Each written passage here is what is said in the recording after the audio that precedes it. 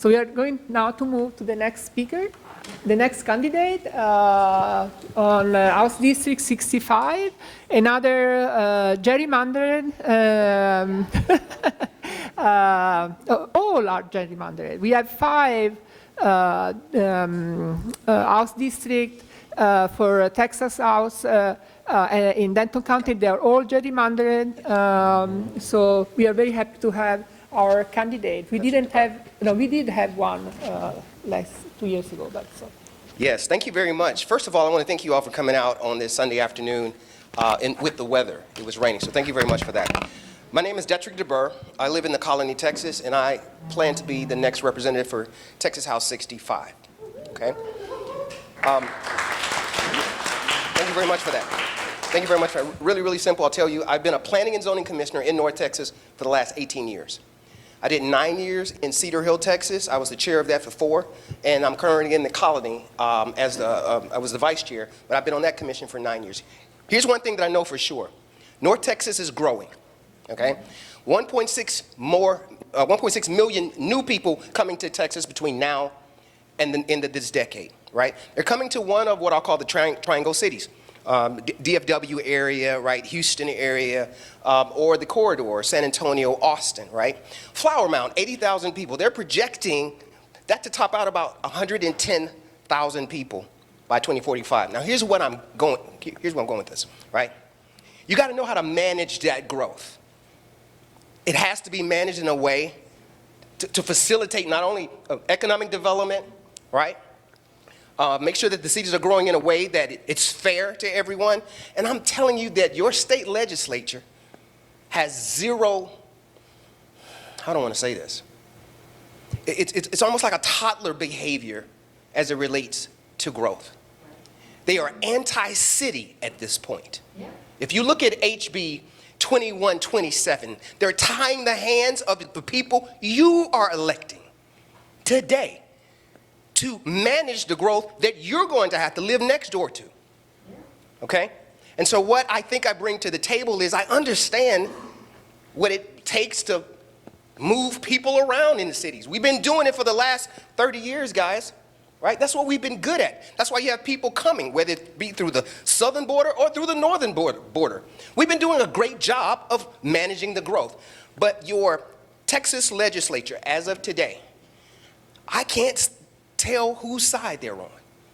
I can't tell whose side Kronda is on. It's definitely not yours. I don't know whose agenda she's pushing. I heard the NRA, but they're struggling with corruption. I heard Greg Abbott, but he's struggling with a border issue, right?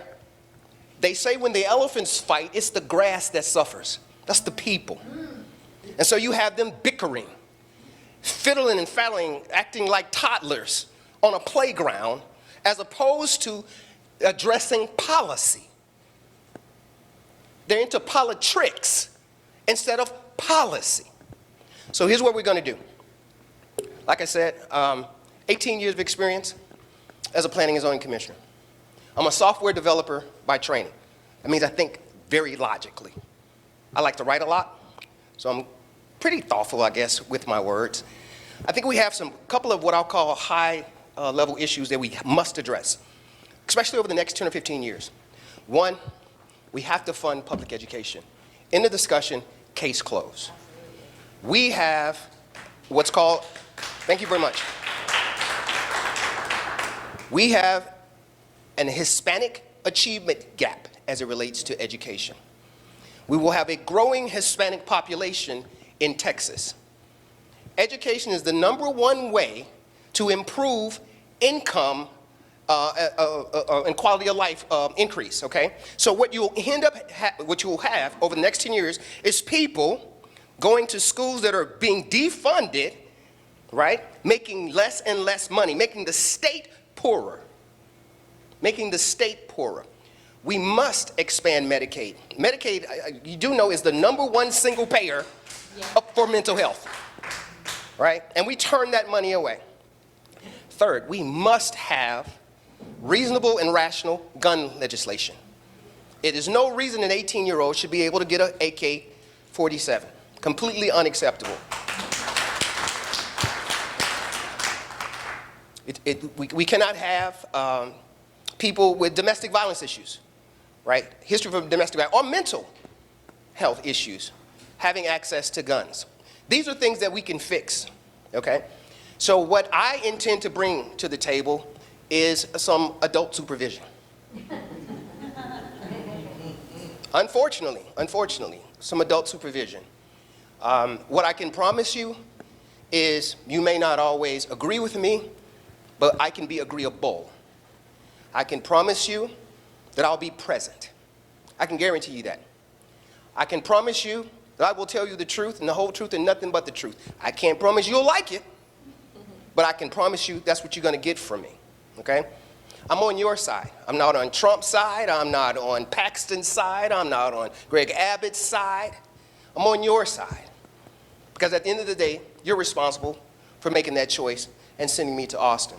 With that said, I thank you so much. I'll answer any questions that you guys may have. Thank you for coming out.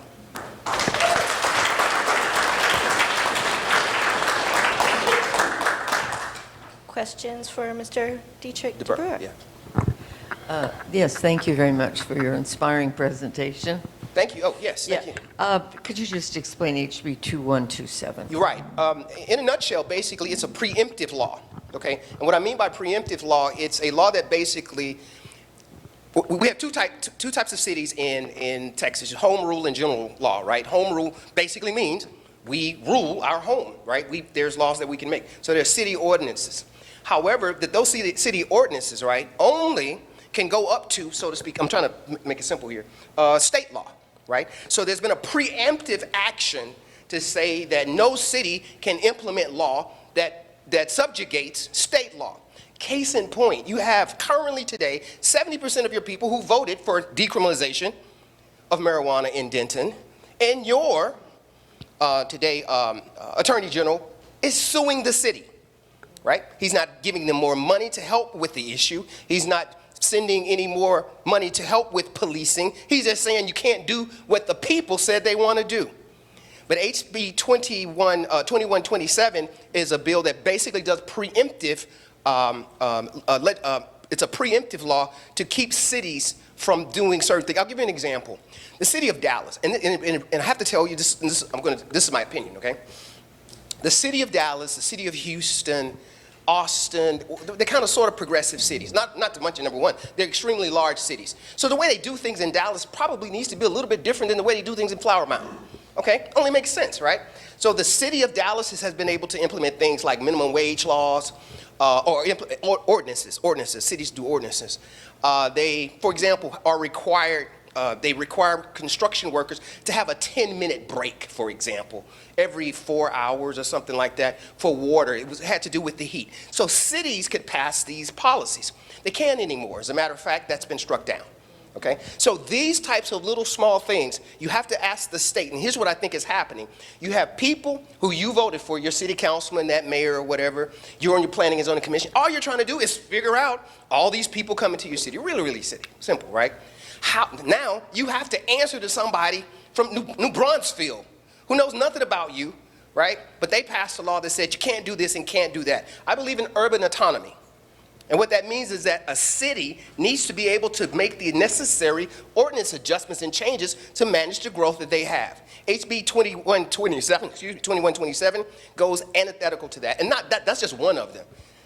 Here's what you need to ask Rhonda the next time you say, whose side are you on? Because I can't tell anymore. Every mayor, whether it be Flower Mound, should ask that question. Whose side are you on? Because you're not on mine. Don't make my job any harder than it already is. Like I said, there will be 30,000 new people in Flower Mound. They're coming, okay? The only question is, how do we manage that? Let's not make that difficult, any more difficult than it already is, right? On your city council. Let's not make it any more difficult on your mayor. And what I'm saying is your Texas legislature, right? Your current Texas House representative in 65 has made that more difficult.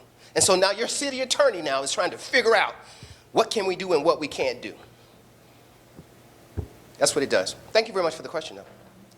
Yeah, and So you touched on Medicaid in your stump speech there. Yes. So I was hoping you could expand a little bit more on that. And I was also going to ask your opinion on the Medicaid expansion program, a program that we pay money into, but we're not a part of.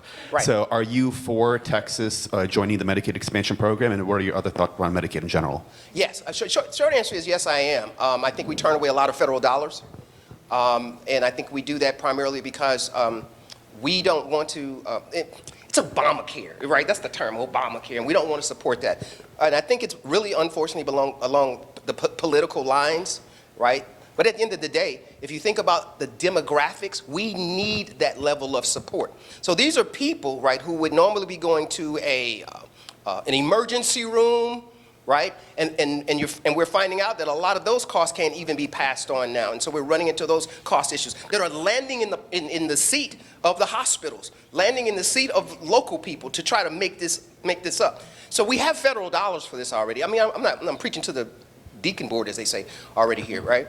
We have federal dollars for this. Let's take advantage of them. We already pay into it. So let's take advantage of the money we already spend, if that makes sense, is how I feel about it.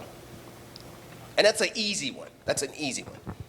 Carmen Davis and all the other representatives we sent to Austin, Yes. they voted for the education savings. They voted for the education savings account. I That's want to know right. your stand on that. Thank you. All right, absolutely.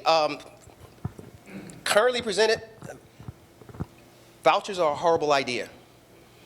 No one can point to a successful voucher program that has lasted, that's statewide. Louisiana, Indiana, DC, Washington, DC, Ohio, all had what they call pilot programs where they worked really well to fix very specific problems.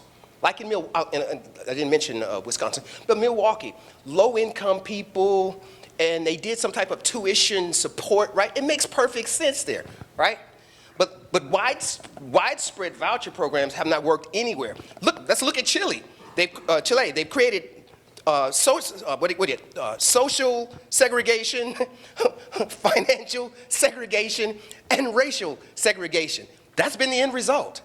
There's been no widespread, successful vouchers program, period, right?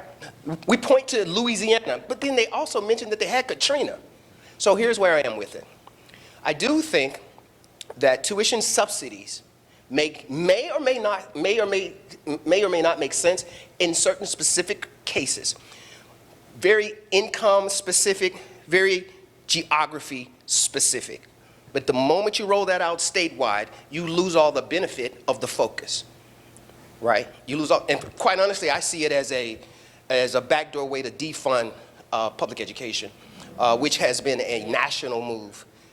So that's my personal opinion about it. Last question. Yes. Statement and a question. So I've never heard you speak before, but I love your energy. I've loved everything you've said today. It's been fantastic. I really like your experience in local government and managing the growth that we've seen all over Texas, especially in DFW. My wife and I are starting to look at trying to buy a house. We were raised in Flower Mound. We live in Louisville now, and it's kind of hard for us to even think about wanting to purchase here because it's tough. gone up quite a bit. Sure, it's tough. So I would love to hear what is your plan, opinion on how we can increase not just affordable housing, but any kind of housing in the Metroplex, and not just kind of go into this doom spiral where people have to keep moving further and further out. Sure, right. That's a great question. Not to go down the rabbit hole, but basically we struggle here in Texas with what I call middle tier housing, right? Meaning that we have low income housing, right? That's pretty much kind of mandated by HUD and what have you. And we have very, very high end housing, right? 1 acre lots, $800,000. We have a lot of that, right? However, the people moving to Texas, right, more and more and more, are what we call working class people, right? And these working class people, well, we need something middle tier. And what's happening is that a lot of times, and I want to put on a developer hat just a second, it has to make financial sense for a developer to develop this middle tier housing, okay? Right now, especially in these outer areas, like the Colony, like Flower Mound, it hasn't made a whole lot of financial sense, right, for these developers to do this. However, that's when you have incentives state incentives, citywide incentives. That's why you have what's called an economic development corporation is what they'll call it. But it's called a 4A or 4B that can kind of incentivize that type of development. But that comes from the state down. And so what needs to be happening is that your city council and saying, hey, we need to expand the inventory, right, of what we call middle-tier housing, affordable housing. And many of the cities do this, but going back to my original point, but at the end of the day, that's going to have to come from a state level. In the cities, there's only so much that they can do. There's only so much money you can raise through economic development, you know, in your city. The money needs to come, then needs to be more money come from the state level. I hope to answer your question. I'd love to talk to you about it a little bit more afterwards. Thank you so much. Thank you very much.